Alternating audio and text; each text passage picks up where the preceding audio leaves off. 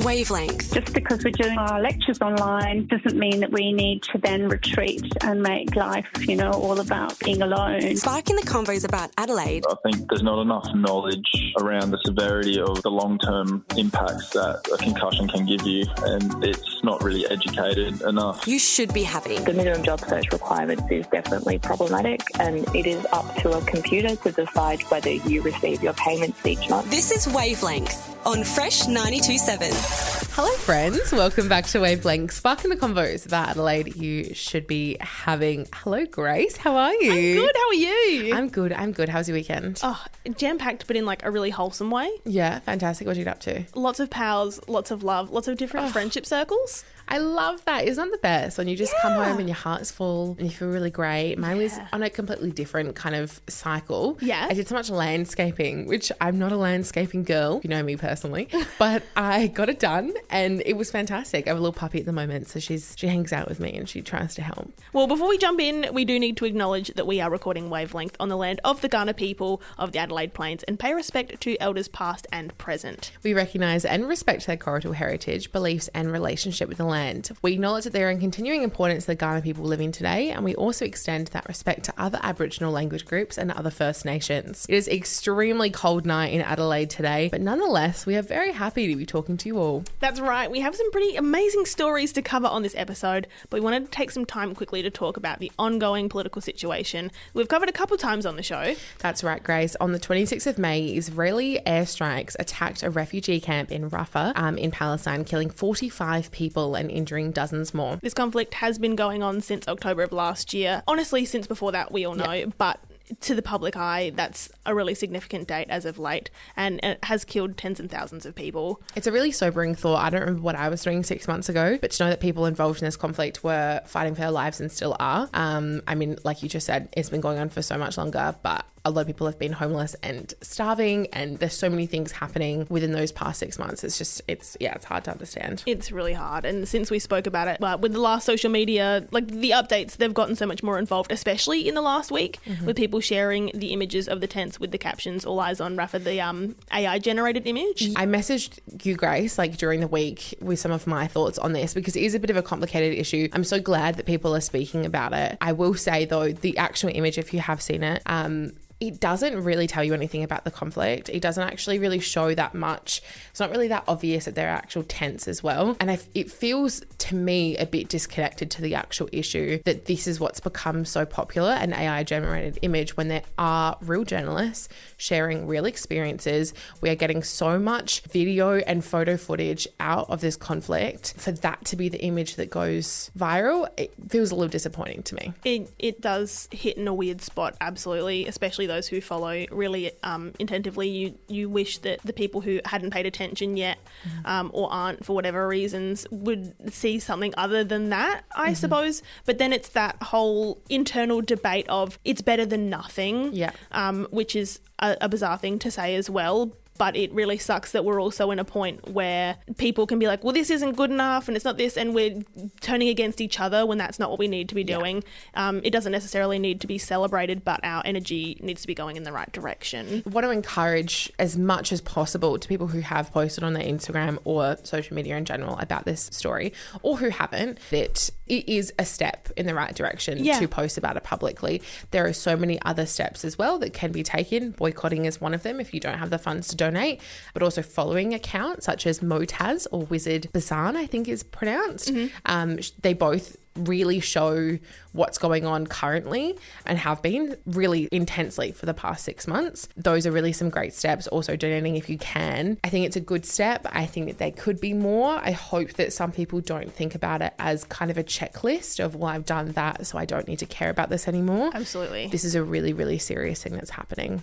Keep the ball rolling, keep educated as much as possible. Tonight, we are talking about the proposed phone ban for South Australian children.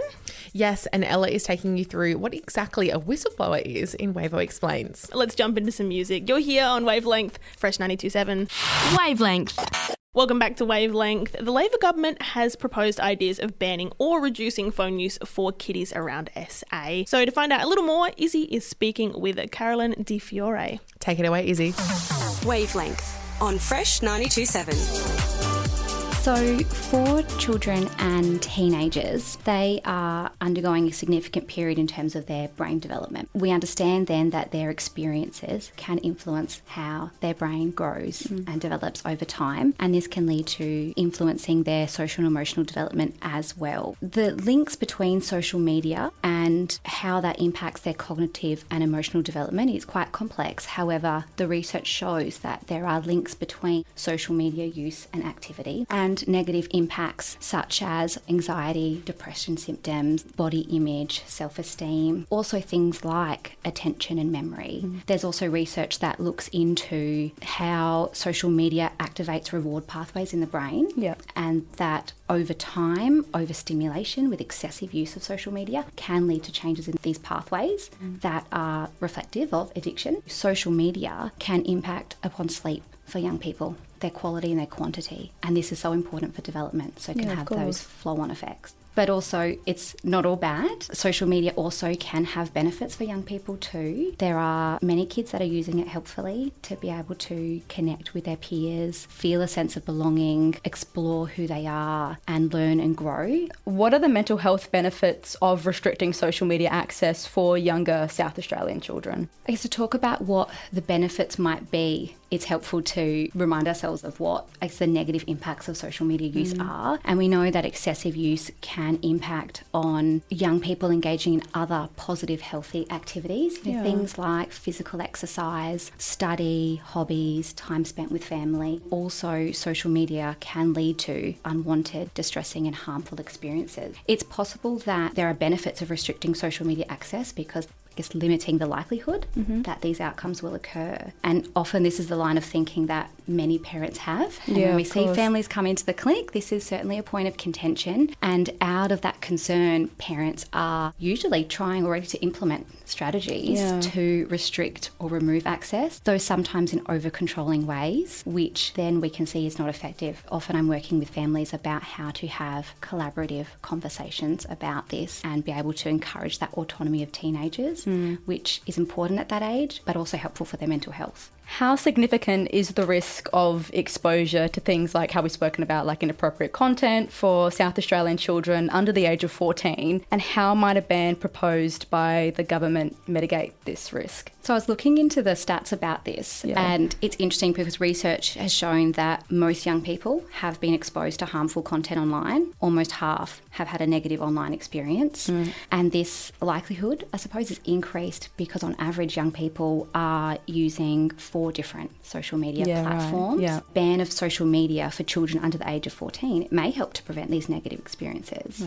But it's also helpful, I believe, to empower young people with the skills to mitigate the risk themselves for when they are online, how to be safe and responsible, being cautious about the content they're consuming and sharing, how they can limit their exposure, manage their privacy, but also have these conversations with other people, parents and carers and schools. How effective is a social media ban proposed by the South Australian government in preventing things like cyberbullying as well? I was recently reading some findings from a project that the University of Sydney led, and they had focus groups where they were talking to young people about what might happen if there were restrictions in place. And it was interesting because many young people were expecting that their peers would find loopholes. I've read research that shows children aged 8 to 12 use social media. So that's despite the minimum age being 13 for many platforms already. I guess this tells us that in any case, whether it's once they attain a certain age, young people will be accessing social media. And so again, I believe that the education and coaching is still just as important so young people can safely and appropriately use social media so they can prevent the likelihood of cyberbullying or learn ways to respond helpfully so that they're less likely to have the negative effects. Are there any known long-term benefits or drawbacks from delaying social media access and exposure until after the ages of 15 to 16? The potential benefits of delaying social media access, it's worth us keeping in mind the negative outcomes of social media access, so those things related to excessive time spent and what young people are exposed to. Therefore, delaying the possibility possibility of these negative experiences could be helpful. A lot of the research is really more short term, so we're just hypothesising based on the long term. However, it could mean that then kids are missing out on the benefits of social media if there is delayed access. It's such a fine line, isn't it? Do you think it'll be effective? Do you think it will work? Do you think it's too big of a issue to tackle? Doing what we can to strengthen, promote and enhance young people's wellbeing is very important. And I see my role as a clinical psychologist being one in which I can work with young people and their families to be able to manage their time online, manage outcomes from social media use. I see that as a really important role, regardless of other factors like the ban happening or not. Sparking the convos about Adelaide you should be having. Wavelength on Fresh 92.7. Thanks for that, Carolyn and Izzy. Right after the break, we find out a little bit more about what these phone bans could mean for South Australians. You're on Fresh. Wavelength. Welcome back to Wavelength. Before the break, Izzy spoke with Carolyn, and if you missed the interview, head to our website fresh927.com.au or Spotify to catch up on that interview and all of our previous episodes. Right now, Liz is speaking with Victoria Whittington, an Associate Professor in Education Futures at the University of South Australia for Child Development. Wavelength on Fresh 92.7. Could you briefly explain what prompted the South Australian Government to propose a ban on social media for children under 14? Yes, well, they're very aware, and this is, of course, always goes back to data, doesn't it, of the increasing level of mental health issues in childhood and children accessing and indeed being driven to unsuitable and damaging content. How could the proposed ban manifest in the classroom? As we know, attention is critical to learning. So if you want to learn something, you've got to attend to it. And of course, social media want children and young people to attend to their feeds, and so it's programmed. But if there's no phone in the classroom or indeed in the school, then it makes children and young people more available to learning in the classroom. I think it's very important that teachers and schools need to discuss with students, the issues, what's happening to them and the reasons for the ban, and in an open, not punitive way, so in a sort of educational approach. And also I think consistency with families. So I think families do need to be included in the discussion and educated where they're not sure either, and I think schools will have a role with that. How might the proposed legislation align with concerns from parents and experts in the field regarding online safety for children? Yeah, there seems to be agreement, I think, between this move from government and parents. Now, I haven't seen any surveys about this, but every time I've heard anything coming from families, they're always concerned about their child's safety and their mental health and their well-being in general. And so I think there is a big alignment. If the ban is implemented, what role do you see educational institutions playing in maintaining healthy social relationships and promoting face-to-face interactions? Look, I think educational institutions have got a huge role. And I should say that I think actually 16 years is better here than 14. So if, I was talking to the Premier, that's what I'd be saying, go for 16, not 14, because I think that 14 children are very young. I think there will need to be professional development for teachers about how to deal with this particular thing. So that means, how do you talk to children? So that's really, and young people, that's about curriculum development. The other thing that I think that's really important here is that an argument that I think needs to be really thought about is that one of the things we know about social media is that people can go in there and say all kinds of dreadful things and have no responsibility for it. It's something they would never say to someone face to face or even put their name to online. And so, we need to be sure that there is accountability. Considering your research as an early childhood professional, could digital literacy be affected when initiating the ban? Look, I'm not worried about this at all. I mean, I think there's a kind of thing we've got to be thinking about here, which is digital resources versus social media. And we do need distinct definitions for those terms to make sure that we're very clear about what we're talking about. People like me never had access to any of this stuff when they were young, and they seem to have managed. So I'm not worried about that. But I do think that the definition of the terms and a clear decision about what's what, and then the separation made very clearly so that, there is opportunity to access sources online, but at the same time not access social media. Is there any advice you could give to parents or those who are concerned about social media and its effects? I think it's very important that there's consistency in messaging to children because, of course, children and young people, particularly the older ones, will test that ban. So the consistency is very important. So the parents and school sites need to be hand in hand. I think the government needs to take this very seriously in terms of its implementation, and so we need to be very proactive in terms of saying that's not what we do here, this is against the law, and following them up. Sparking the convos about Adelaide you should be having. Wavelength on Fresh 92.7. Thanks so much for that, Liz and Victoria. I think I noticed listening to these interviews that in my brain I have almost placed it in the same spot as smoking. Yeah. Which sounds really funny, but it took obviously decades to realise what the implications were. We are still so new to technology and to smartphones. This is a step in some direction. We'll find out soon if it's good or bad. Yeah. We don't know yet. We don't know the best way to manage it. It's really interesting, a study that a friend brought up to me not too long ago. What is it called? I Googled it right here. Cognitive offloading, that we're finding out now. It could be true, it might not be. It's something for us all to consider, that when you pull your phone out to take a photo or a video, that the part of your brain that stores memories takes a little break for a second because it's aware now that this is doing that for you, which is obviously still, like, don't take that verbatim. But it's so interesting that we learn so much every day, and it won't be for a long time that we figure out, you know, how positive or negative the effects that social media will have on all of us. But it's definitely worth considering options and keeping young people's minds a little bit more free. Absolutely. I did a little bit of self-reflection while we were listening to those interviews about young little Cass when she was 12 on Instagram and Facebook, and I definitely should not have been on either of those, if I'm honest. The internet when I was younger was a crazy world. I hope that I'm not too old, but like when I was younger, it was very much like for a rate and like those like anonymous things that you would like text in certain things about people. Insane. Like anonymous insane. Forums for like your school and stuff. Oh my God. I don't know how any of us survived, if I'm honest. I think that when I was younger, I'm 23 now, growing up in like when I was in my childhood, I didn't have technology around. The beauty of it. Yeah, we still had dial-up. Like I still like none of that. I started a Walkman when I was like 10. We understand both sides. Absolutely. And then it was like it just crazy flipped the other way. And in middle school, I'm on Instagram and lying to my parents about my Facebook and like all of that.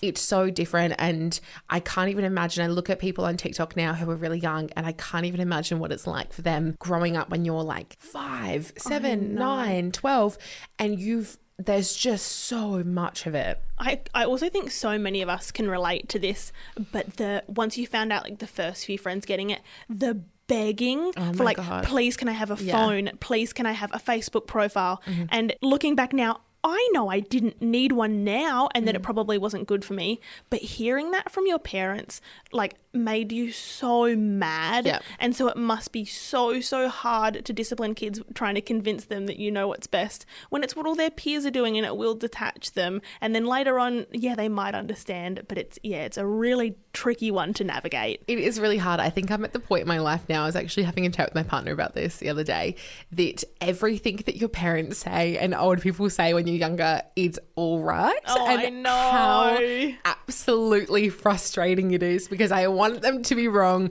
so badly, but they never are. It's so irritating. I think like navigating social media, even as a, like a young 20-year-old is really interesting. I've seen a lot of conflict recently on TikTok about parents using social media and putting their children on social media. There's a lot of like vloggers on YouTube who've got this following just based off their kids alone. And there's this one TikToker in particular who has a lot of controversy because the images that she's putting of her child could be taken in a sexual way, and people are nervous that it's been put onto the deep dark internet and used for wrong reasons. But that's a really big issue with a lot of people who are putting their kids on social media. Deep fakes are becoming a lot more realistic, and a lot of like the police and FBI in the US have come out and said that they are taking images of children to put on deep fakes to put in sexually explicit videos, which is absolutely disgusting.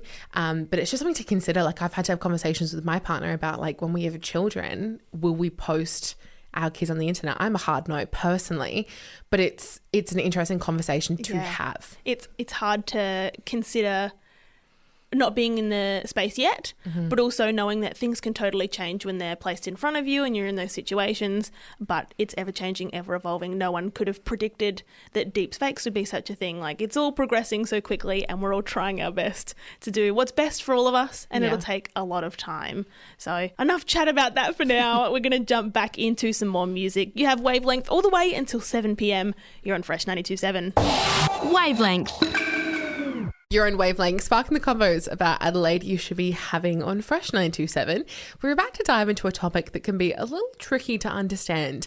What exactly is a whistleblower? Yes, it's a hard topic, and there is an extremely famous whistleblower. Well, there's quite a few, like Julian Assange, who is the Australian editor and publisher of the WikiLeaks, but it's a little bit more complicated than that. Yes, and what a great thing it is that we have a little segment to explain what it is. Take it away, Ella.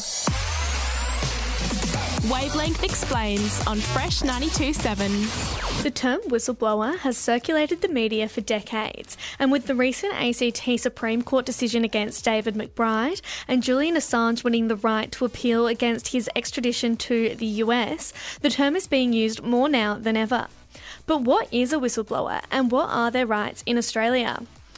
A whistleblower is a term that refers to a person that exposes information about wrongdoing.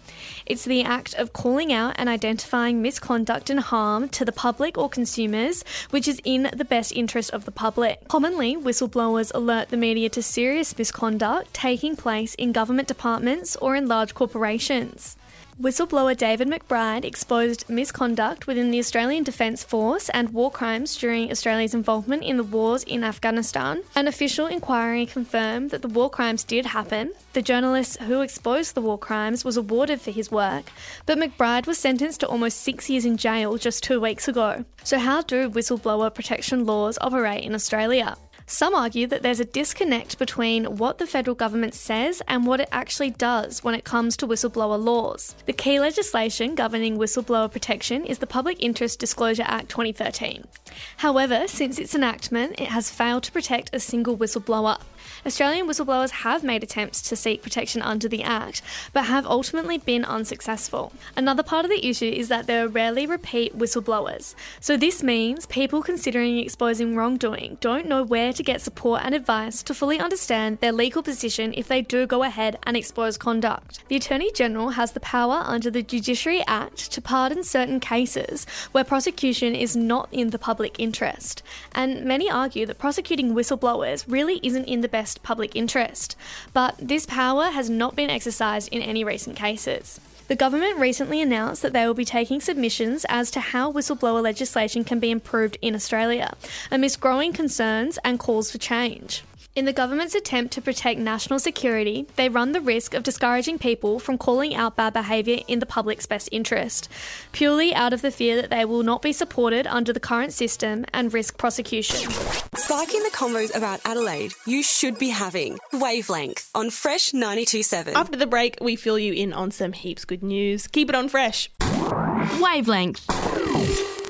Welcome back to Wavelength. It's heaps good news time.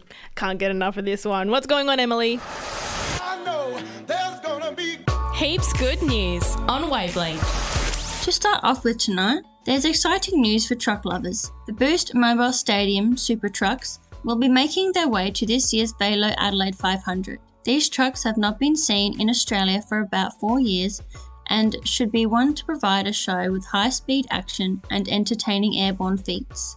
They are known for their dynamic racing, the capability to be airborne up to 5 metres high in the sky, and give audiences a show with speed, skill and showmanship. Now for something new.